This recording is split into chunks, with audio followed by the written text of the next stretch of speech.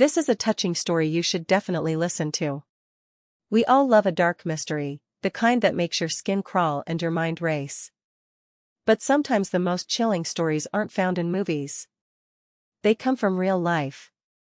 Before Elsa Castillo shocked the Philippines, there was another woman whose brutal death scared the nation, the one they called the original Chop Chop Lady. Her name was Lucila Lalu. She was young, driven, and full of promise until her life was violently torn apart.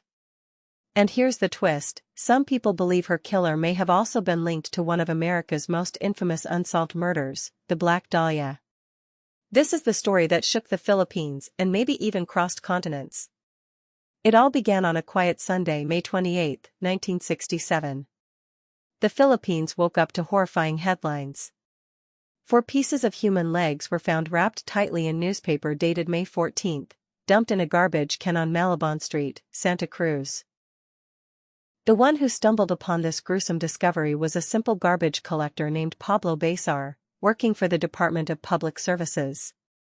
He was just going about his usual route, collecting trash, tossing bags into his truck like it was just another day. But then he noticed something odd. A foul odor. One that didn't smell like the usual rotting garbage. No, this was different. Like something decomposing. Alarmed, Pablo flagged down some police officers who happened to be passing by. The officers decided to open the suspicious package right there on the spot. What they found was shocking. Inside were 4 pieces of human legs cut cleanly at the knees and thighs, almost as if done by someone with surgical precision. The legs were fair-skinned, and it was immediately suspected that they belonged to a woman. Pablo's account paired with the police examination led them to believe that the legs had likely been frozen before being dumped. The toenails were carefully manicured, the polish still intact, as if the woman had cared for them even up until her last days. What they did confirm was that the legs belonged to a young woman, likely in her 20s. The very next day, just as people were still reeling from the news about the severed legs, another shocking headline hit the papers. This time, it wasn't just parts. It was a body. A headless, legless torso was discovered on a vacant lot along Epifanio de los Santos Avenue, right past the bend of the Guadalupe Bridge in Makati. When investigators examined the body, the horrifying truth came out. The body and the legs found the day before, they were a perfect match. They belonged to the same woman. Detectives managed to lift fingerprints from her hands, and those fingerprints led them straight to a name recorded in the police clearance files, Lucila Lalu. But even with the name, the mystery only deepened. Refilio Shantagmal, the MPD fingerprint expert, confirmed that the prints matched those of Lucila Lalu Tolentino, a 29-year-old woman who had once applied for a job as a restaurant waitress.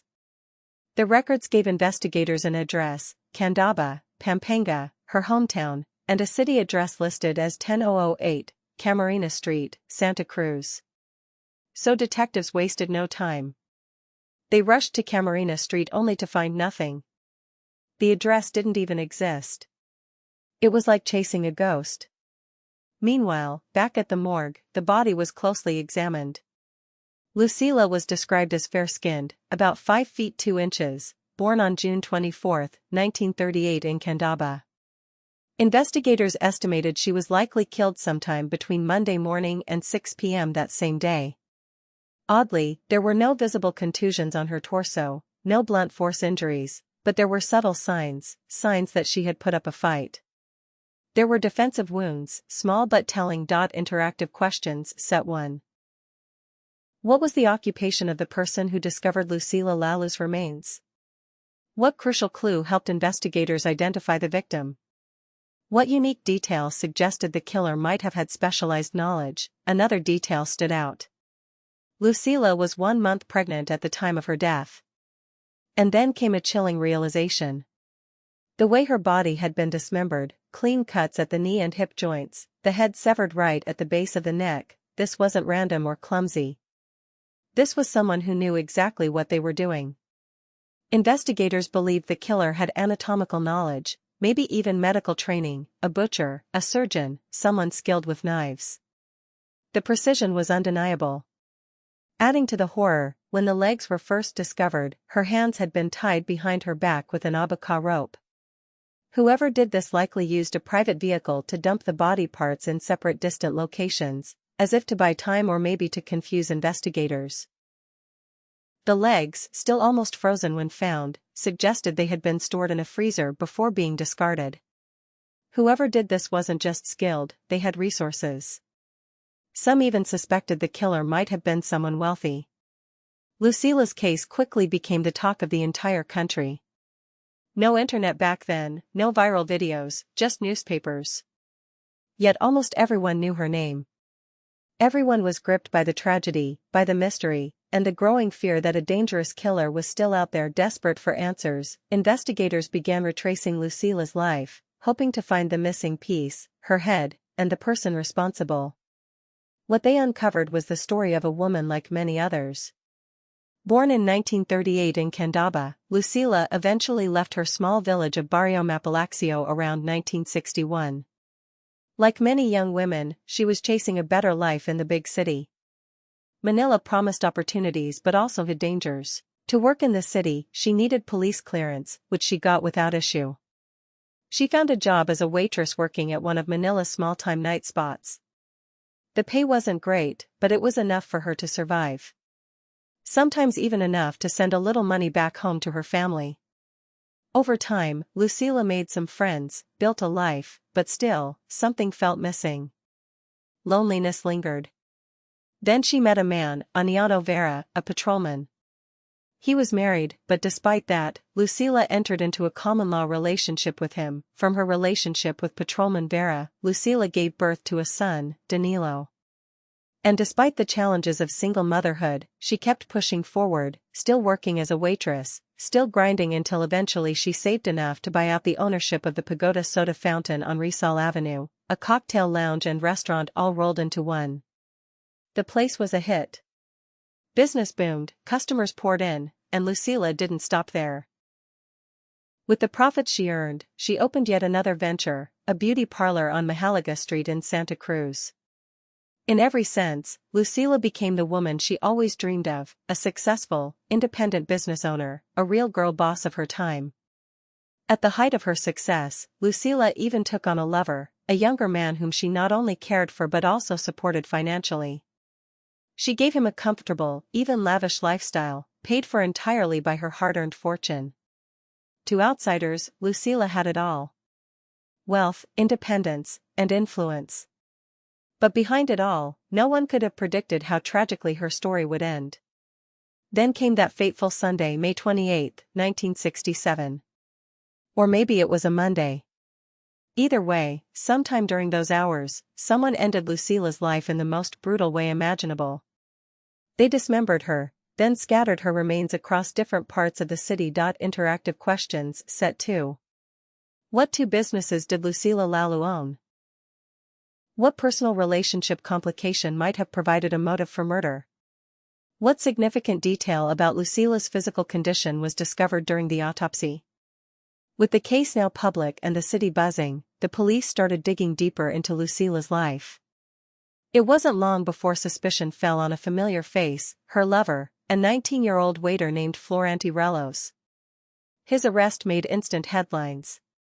But Captain Peregrino Javier, head of the homicide division, wasn't convinced. The facts weren't lining up.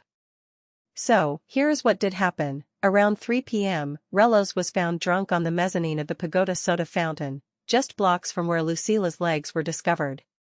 He was so intoxicated that police had to pour warm water on him to wake him up. Police allegedly took him to a secret location, hoping he would lead them to Lucila's missing head or the murder weapon, but nothing turned up. The theory was that Relos killed Lucila in a crime of passion, but he denied it, insisting he loved her and would never hurt her. His alibi was clear. He said he was drinking in Quezon City with friends Sergio and Segundo Garimo during the key window between Sunday night and Monday morning.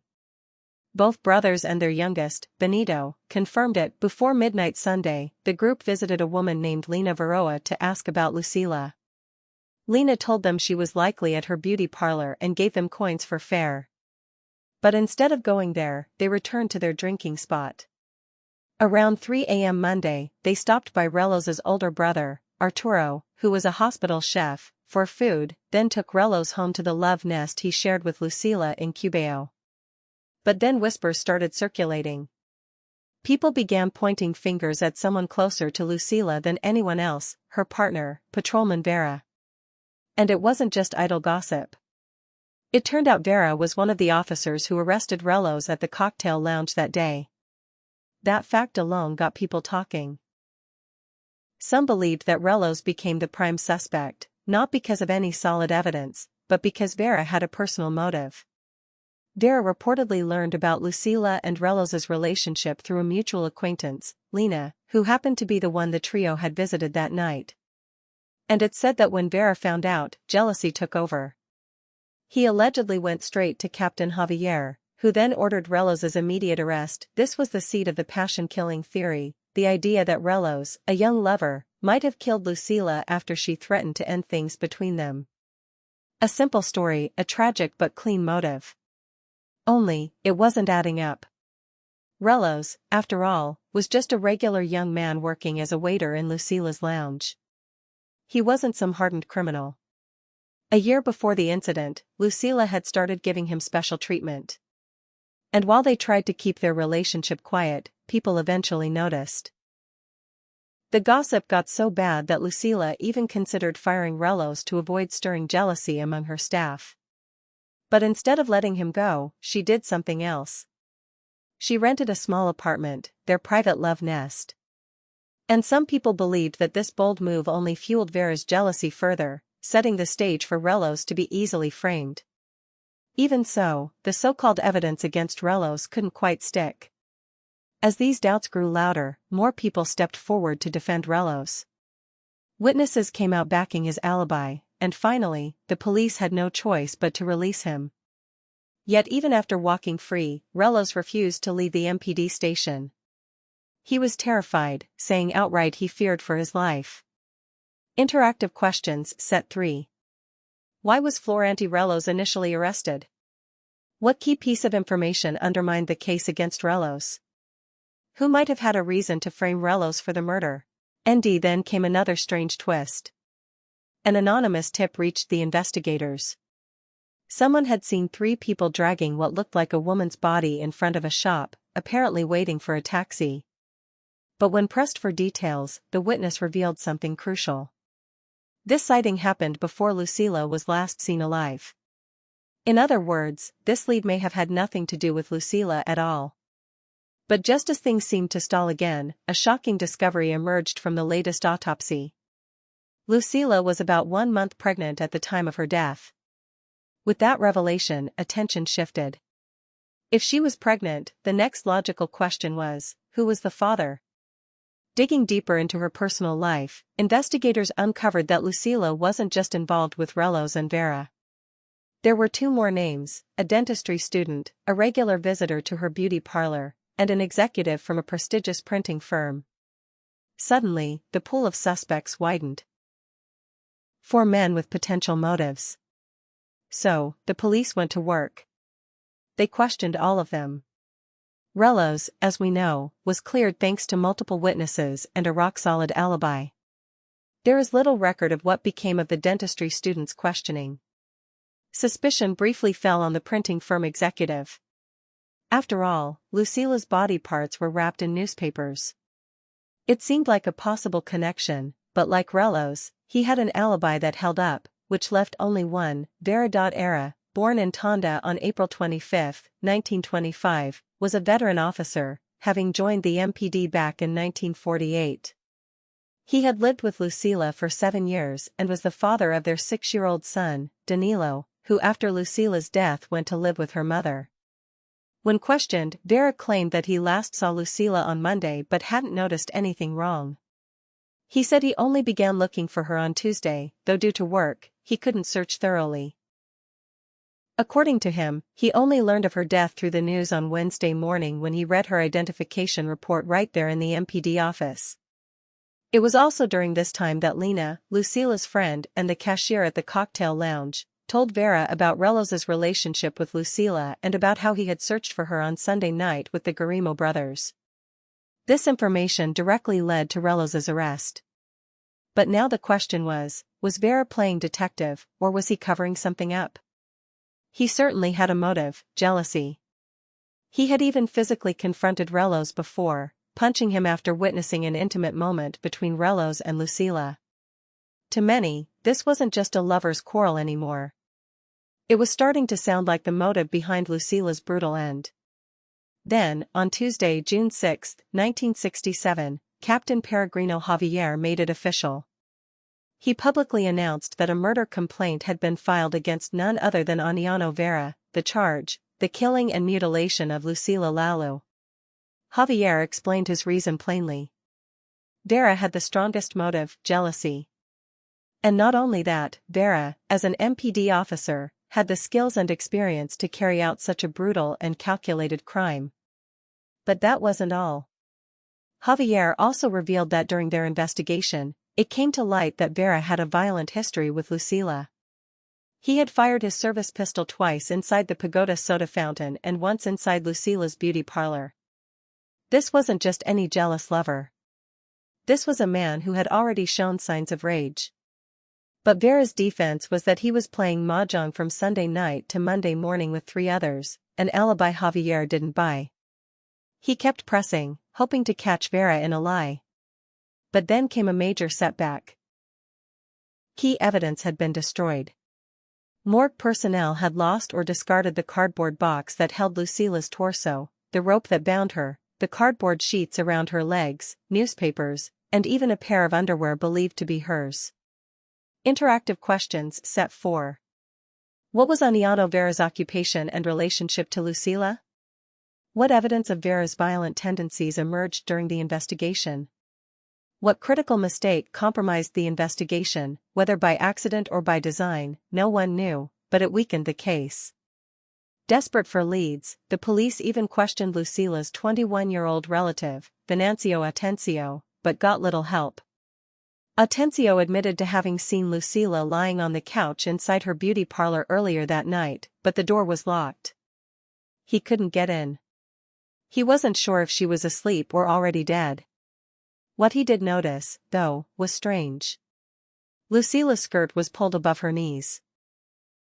When asked about their last interaction, Atencio mentioned they had dinner together around 6:30 p.m. that Sunday. Despite weeks of investigating, police were no closer to solving the case. They had no killer, no head, and the public, they were losing faith. After all, the killer seemed too clever, almost as if they knew exactly how to leave no trail behind. Just when the case seemed to be going cold, a twist.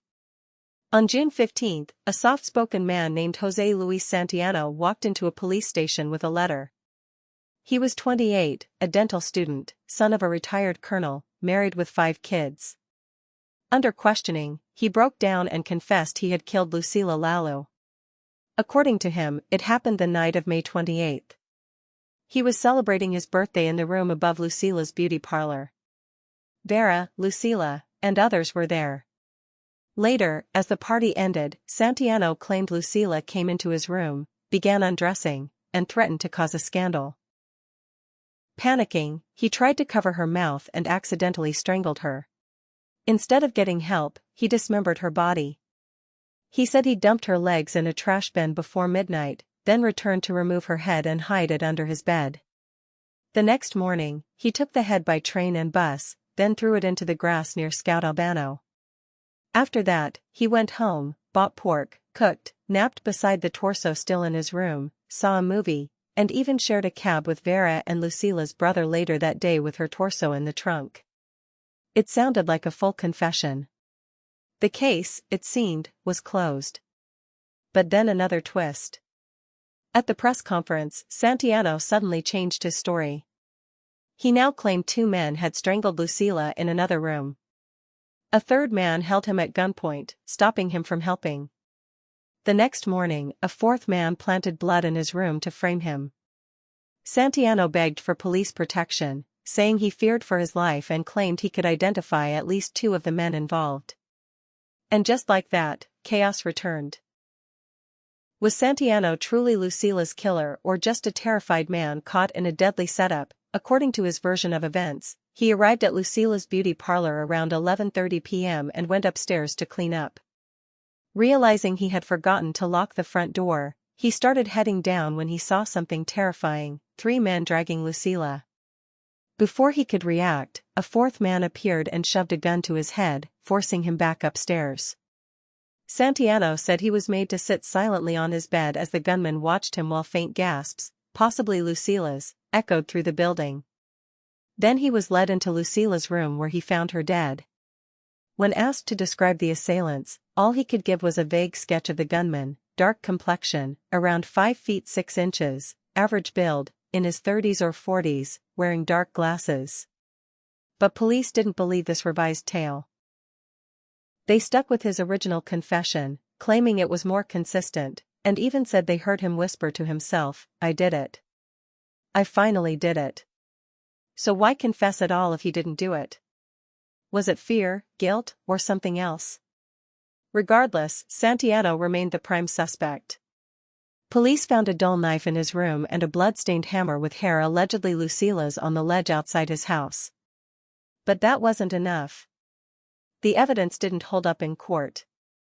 Santiago was released and never served time, and the case faded until 2010 when the most unexpected twist of all surfaced. Steve Hodel, a retired LAPD detective and the son of the infamous Black Dahlia suspect, Dr. George Hodel, claimed that his father was the real killer of Lucila Lalu. Dr. George Hodel was the prime suspect in one of America's most chilling unsolved murders, the Black Dahlia case, another brutal dismemberment with striking similarities to Lucila's murder. Like the Black Dahlia case before it, the mystery of who killed Lucila Lalu remains unsolved to this day. Her head was never found. Justice never served. The original Chop Chop Lady case stands as one of the Philippines' most enduring and disturbing murder mysteries. Interactive questions. Set 5. What inconsistency appeared in Jose Luis Santiago's confession? What items of evidence were found in Santiago's room? What surprising international connection to the case emerged decades later?